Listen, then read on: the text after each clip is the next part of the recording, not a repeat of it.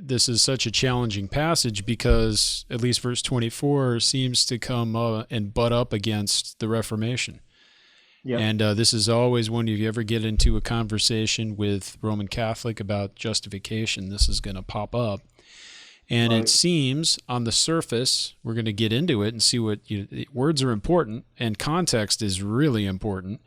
But it seems if you just take verses out of their context and put them next to each other, that James is saying the exact opposite of what Paul says in many places. Right. Yeah, I think it was Machen who said James is not condemning the doctrine that Paul commends. And why is that the case, that there's no contradiction between them? Well, you have to interpret James properly. And I think it's helpful, maybe it would be here since you brought it up, to talk a little bit further about the doctrine of sola fide in the Reformed tradition.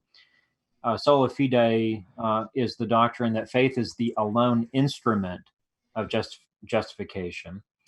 Faith has an instrumental role as in receiving justification. It's the receptive instrument by which we receive justification.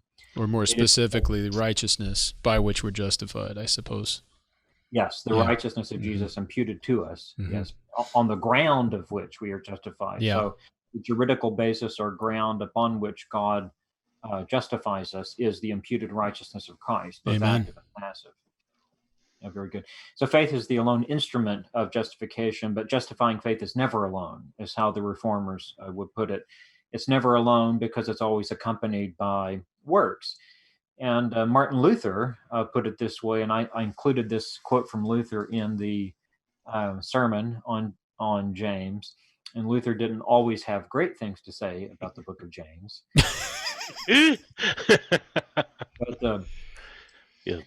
But maybe we can talk about that another time. Yeah. An epistle of straw. Yeah. Yeah, an Right, epistle. strawy epistle. Is how he referred to it on one occasion. But he does regard it as canonical. It is in his translation of his German translation of the Bible. But anyhow, Luther says works are not taken into consideration when the question respects justification.